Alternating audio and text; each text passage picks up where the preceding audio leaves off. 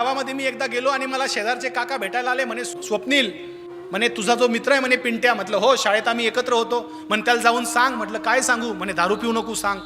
म्हटलं काय झालं? अरे म्हणे पहिले कधीतरी दारू प्यायचा. म्हटलं मग? नंतर नंतर रोज प्यायला लागला. म्हणे मग? नंतर नंतर 2 टाइम प्यायला लागला. म्हटलं मग? म्हणे आता 3 टाइम प्यायला लागला. म्हटलं मग? आता म्हणे सकाळी उठला की दारू, झोपतो, उठला की दारू, झोपतो. म्हटलं काका तो एवढा दारू प्यायला लागला, तुम्हाला कळलं कधी?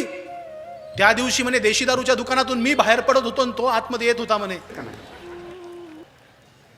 मग पालकांनो, जर आम्हाला आमची पुढची पिढी निर्व्यसनी करायची असेल, सुपारीच्या खांडाचंही व्यसन नसणारा आमचा संभाजी राजा, शिवाजी राजा आम्हाला आमच्या काळजामध्ये मिरवायचा असेल, तर आम्हाला आधी आम्ही सुपारीच्या खांडाचं, बियरच्या दारूच्या थेंबाचं आणि तंबाखूच्या त्या छोट्या कणाचं व्यसन करणार नाही सांगावं लागेल. हुचा अहवाल सांगतो दरवर्षी 12 लाख मृत्यू.